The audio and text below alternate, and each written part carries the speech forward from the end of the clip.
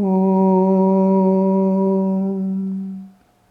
Jananim Sharadam Devim Ramakrishnam Jagadgurum Padapadme Tayo Shritva Pranamami Murmuhu.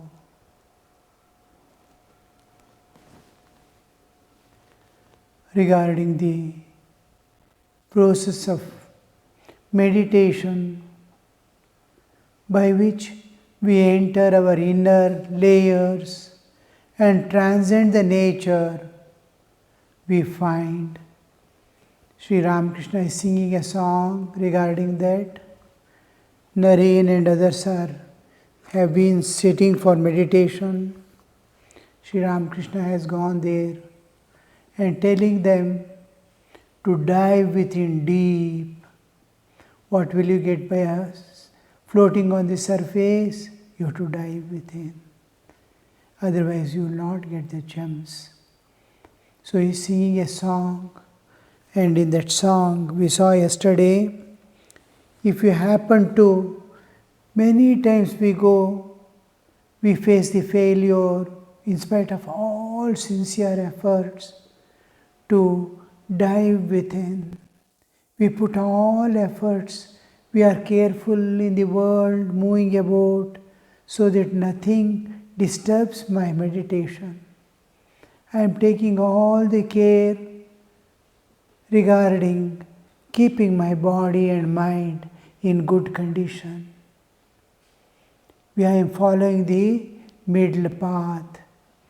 In Bhagavad Gita, Sri Krishna says, no extremes in anything. Ahara vihara, in moving about and activities, I follow the Madhyama Pantha, follow the Buddha also says, middle path. That is, you are not sleeping too much, nor without sleep. You are not eating too much, neither little. You are not moving about in the world more than what the activities and the services demand. In every way, in action and inaction, in waking and sleeping, in taking food, in thinking and non-thinking, all these aspects of I am maintaining the middle path. I am in a balanced way. So, what all body needs, I take care to see that everything is supplied. Sufficient sleep, sufficient food, sufficient mental activities, sufficient physical activities, exercises, and all that. I am trying to keep my mind calm at the feet of the Lord, not taking it any way, not straining it in any way. All care I am taking at all times, and I am trying to dive within. In spite of that, I fail. I go a little, somehow I learn to turn inward, release my mind from the external world, from my body, from my ego. And I, with all humility, love and surrender, I try to go inward. But still, I fail. Sri Ramakrishna says, many times you may fail, but don't get disheartened. Don't think there is nothing. Like that fox which goes on jumping to get the grapes. Grape will be hanging at very high. It will go on jumping. Then it convinces itself, oh, grapes are sour, let me leave it, because it is not able to stretch itself. It was finding difficult. Then finally it says, oh, these grapes are always sour, I don't want, I will go for something else. But we need to take help from others, take example from others. We have to take these teachings from others. It is like pulling a stool or a chair. Suppose that fox sees some box or something, a chair, and goes on pulling it below comes to the grapes and climbs over, then one single jump is sufficient to catch the grapes. So something, how can I go? Now Sri Ramakrishna says, down the ocean of the heavenly wisdom lie the wondrous pearls of peace, O mind, and you yourself can gather them if you have pure love and follow the scripture's rule. This was where we were dwelling yesterday, scripture's rule. Tasmat karya vibhagayoho, regarding what to do and what not to do. Shastram pramanam te. Scriptures are the authority. Scriptures are what is going to give us the right understanding. What I should do, what I should not do. And then, if you but have pure love. How do we get the pure love? Sri Ramakrishna says the 4 requirements to awaken the divine love for God. One is constantly singing the names and glories of God. We give a lot of importance for bhajans throughout the Ramakrishna tradition. Since Ramakrishna is coming, just like Chaitanya Mahaprabhu gave lot of importance for singing the names and glories of God. Every day there will be bhajans. In every field there is singing going on. So the names and glories of God come in various ways. We have to listen when somebody sings. Wherever I can join, I have to join. It's collective singing, calling on God. And wherever an opportunity comes to sing myself, we have to sing. When nobody is there, I can go to a small place where without any restrictions, without any limitations, without holding on to limiting my mind to anything. The most important part is we don't need raga, tala or anything. We need love. With loving, it's a loving call. So we, in our own way, once you start, you see that all things follow you. The nature will help you. How did the singers in ancient time, Vedic singing, Samagana, they never had any modern equipments. How spontaneously they sat and sang without anybody's help, without going to a teacher, without restricting one's own self with so many limitations. If you put so many limitations, you can't express yourself. So without any limitations, I saw when I was in Uttarakashi, a Nepali sadhu. He came early in his life, 11 years or so. He has left the home and has come away. And amidst the sadhus he was moving about. Finally, he himself became a sadhu. When I stayed there in Uttarakashi for my tapasya, I saw he is taking the classes on grammar, Sanskrit grammar. Often I used to go, and Bhagavad Gita, fine exposition. And after the class and everything is over, he alone used to go and sit on the bank of Ganga. And he did not have anything. He listened to some song here and there, and alone goes and there sings in his own voice, in his own glory. What a beauty, what a calmness, what a awakening. Even to see from distance and listen to that small voice coming out and flowing with the Ganga. So that kind of singing the names of glories of God, and then now and then entering into ekanta. Whenever you get time, and suppose you see in the ashrama, we see some people coming 3 days, 5 days, 1 week, they stay and go back. They charge, just like we charge our mobile. And now and then daily we see they are getting charged and going away. they don't get time in the world to face themselves, to know themselves, to turn to themselves. They are busy with the world all the time. They analyze everything, they look upon everyone. They have time, whatever time they get, he is like that, she is like that, this is like that is like that, all things there.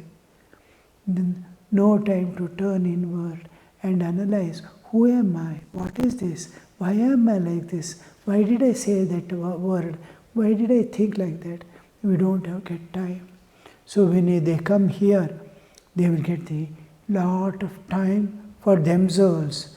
Now all the time, since birth he was looking at the world, now he sees, he is looking within. He is looking within. He is looking to himself. So this vision, self-vision, you get in ekanta. There is no disturbance of any time. And then we see in our, in those days when I early joined, it is in 70s, I joined the mutt, I used to see elderly swamis. They will be less burdened with work and activities. Whole life they are spent in intense activities. Now old age is approaching and they will come, attend to their morning ablutions and all that. They will go to the prayer hall and sit alone, calling on God. Then for tiffin they come, they have tiffin, move about from little here in the garden, there, here, thinking of God all alone. They have no bonds, they have no other thinking. They will again go and sit in the prayer hall. So like that, it is ekanta. They can spend their time in gossiping. They can spend their time in unwanted thinking. They can go on. You see, most of the sadhakas, they become self-centered. The self-centered is one of the biggest obstruction to inward journey. I am thinking of myself all the time.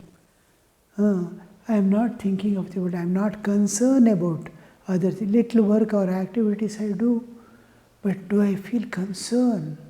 Till I feel concerned about others, till I am able to love all, my inner world doesn't get exposed to me.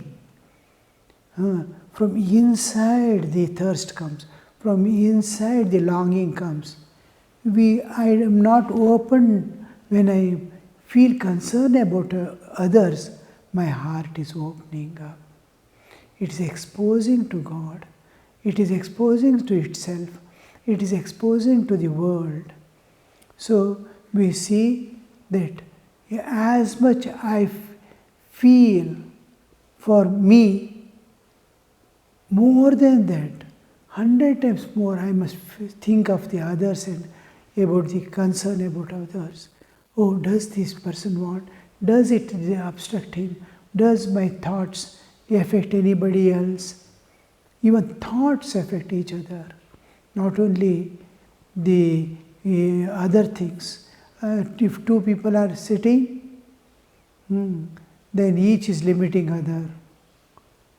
So, how I must be childlike, I must be fully divine, I must be filled with divinity, I must be thinking of divine all the times. That is the best way to serve the world also. So now and then ekantavasa, then constant satsanga. Wherever it is, if nothing is available, last resort is to study. The articles written exclusively by realized souls. And standard publications like Ramakrishna Math, in Maya Mission, all these are standard books. There won't be somebody has written out of his intellectual in this one. The intellectual writing will be very fascinating. People who are speaking on intellectual level will be very capturing. But if you search and go and search in the depth, nothing is that shallow. And it won't be tallying at every level with the truth. So we want the words of realized soul. It may not be capturing, but we want such things to read. You are getting satsanga. Who has reached, who is speaking about, his words will be simple. It will be very, no complications. They are childlike. You see the Gospel of Sri Ramakrishna, which we are reading now. How simple the words are, and how, as you open, they are like sutras. Go on opening, it opens up. So like that, satsanga, wherever it is available, satsanga, utilize. Be in the company of sadhus, be in the company of the sadhakas who are aspiring for, be in the company of devotees of God who do not talk to you about the world and worldly matters. So in that you dwell. So the singing the names and glories of God, now and then entering into ekanta, constant satsanga, and then finally intense prayer. Without prayer, we will not be able to be in constant communion with God. When we joined Mutt in those days, early days, in 1970s, we were first asked by our senior most swamis, the one who was guiding all the sadhakas there, he told us to pray for at least 8 hours a day with open eyes, sitting in the front of the picture of Sri Ramakrishna. Not with closed eyes, with open eyes, sitting in the front of the picture of Sri Ramakrishna. Pray for 8 hours a day. You can split it, half an hour in the morning, 15 minutes later on. Go on praying and see that you complete 8 hours of prayer. Because in meditation, I may enter into some state of mudhata. Our mind may be wavering here and there. In japa also, mind can go, it may connect my vak, speech, to my memory. I'll be repeating Ram, Ram, Ram, Ram from memory, and mind is running about here and there. In japa also, mind can go somewhere. In worship also, I am doing worship, uttering mantra, mind is roaming about. But in prayer, when you are praying, you are talking to God, you are asking for something, praying for somebody, praying for this world. When you prayer, you will not be your own words, not the prayer, standard prayer, written prayer. There also you see mind is going. You pray open, freely ask, you are asking God, see what are my defects, how I have to come out, you show me, I am at your disposal. Go on praying for the world, praying for the suffering mankind. Millions of people are suffering every moment, all that. And then wherever you see anything, whatever you see anything, anywhere, come and report. Tell him, see, I saw that once I heard from a devotee that Yatishwarananji Maharaj was there, the author of meditation, spiritual life. Most of the sadhakas, most of the devotees of Sri Ramakrishna know about him. So Sri Ramakrishna, Yatishwarananji was one day, untimely was there in prayer hall. He is supposed to be his schedule is such.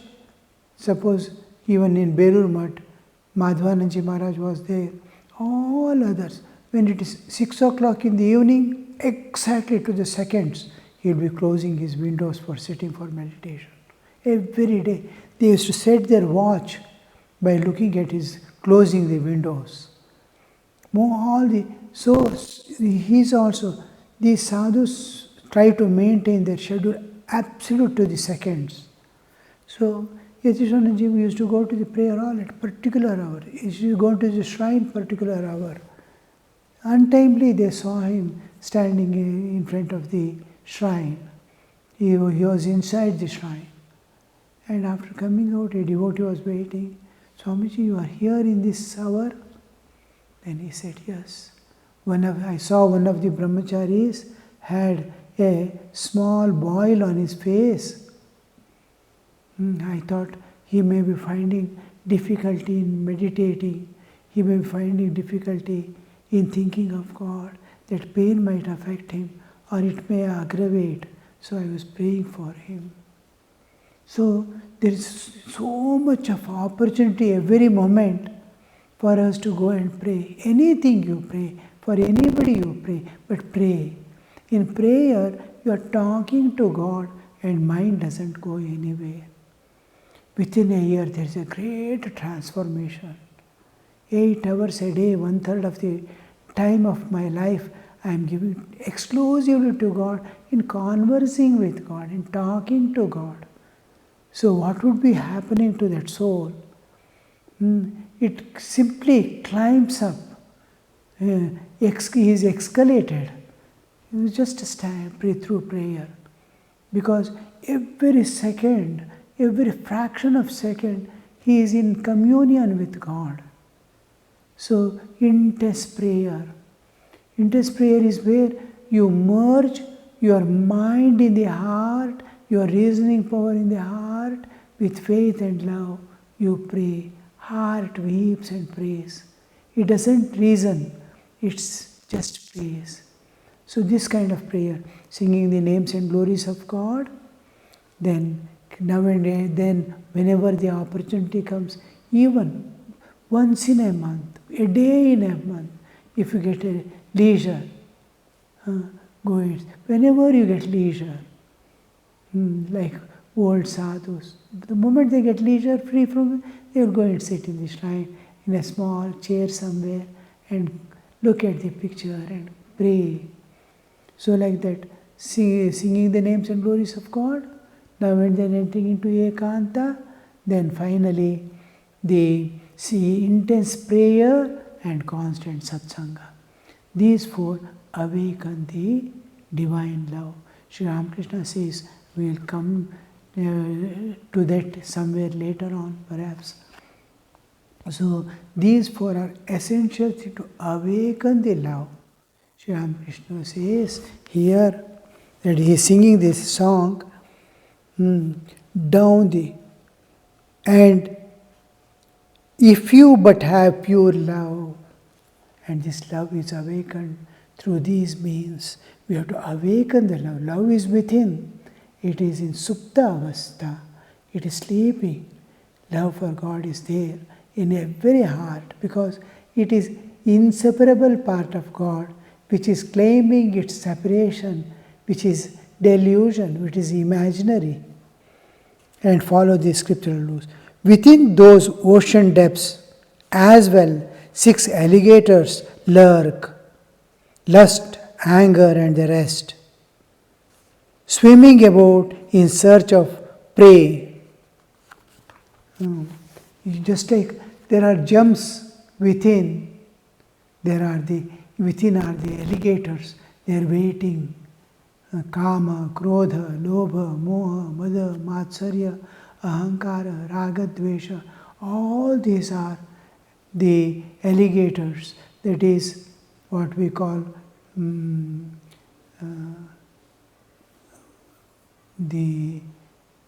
what we commonly see in seas and rivers, so many places, crocodiles, alligators. So this is such things. The moment if a person unknowingly, if he enters water where there is a crocodile or alligator, it will immediately, just silently, you will not know. Just like lizards catch the insects, silently it will catch. Like that, these alligators, you will not know it is there. Just you are getting into the water to drink water or to moment it jumps and catches you and drags you inside. So like that, kama, lust, greed, lobha, anger. We will not know that I have got anger, such anger within. It would be, I am normal. Somebody comes and tells something, a harsh word to me, immediately that anger pounces out. how it bounces out, you see. I become restless, I become anxious, I start fighting. So these are all within. And he says, how can you enter?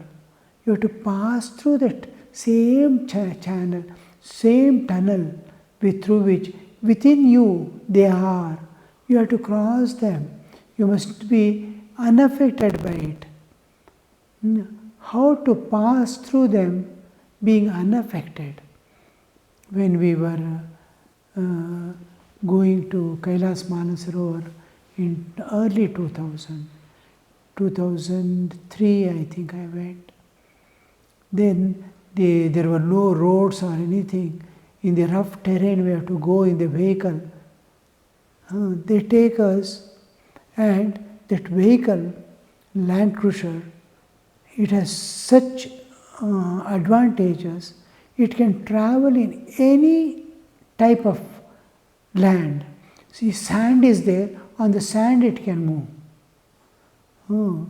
And if huge boulders and stones are there, it can cross over. It can fall vertically from 10 feet without getting affected. And then it can pass through waters. There is river. In river we have to cross through. It just, we close all the doors and windows. Everything is intact. He says, and then we enter the water. Water is slowly, we are entering into water. We are getting frightened in those days. And he says, nothing, no water will come. You have sufficient air also, just we are emerging out. Then we just pass through the river and come out the other side. How we pass through that without getting affected. And we come out. And sometimes in shallow waters, there will be huge boulders, we get caught. There are special gears where wheels turn in reverse way. One will be forward, one will be backward, one will be in some other direction. The vehicle will jump and stand somewhere else. All these arrangements are there that it can pass through any type of terrain and reach the end. Like that, what will you do about these kama, krodha, lobha, moha? All these are within me. It is, if it is outside, I can escape. They are hidden inside me. I am trying to dive within. These come and try to catch me. So 6 alligators lurk: lust, greed, kama, krodha, lobha, moha, delusion, moha, mada, egotism, mada, matsarya, hatred and dislike, raga, dvesha, likes and dislikes, attachments and aversions. These, how will I go? Strong ego, swimming about in search of prey. Smear yourself with turmeric of discrimination. The very smell of it will shield you from their jaws. He says, usually they smear their body with turmeric. The smell and the color that we release when we get down into the water, the crocodiles do not come to that person. They get repelled from that smell and that water. Just like for mosquitoes, we use the mosquito repellent. This is a repellent for body. So this is what we see, to smear yourself with the turmeric of discrimination. Your every being, whole being is filled with discrimination, covered with discrimination. What is right, what is wrong, what is good, what is bad, all things discriminate. What is nitya? Main thing is what is nitya, what is anitya. I may feel greed. But when I use the discrimination, oh, these are 2 days glory. Do I want this or eternal peace and eternal bliss God? I want. Discriminate. Nitya, Nitya, Nitya Vastu Viveka. It's an important step we see. So we'll continue in the next class. Om Shanti Shanti Shanti Harihi Om Tat Sat Shri Ramakrishna Arpanamastu.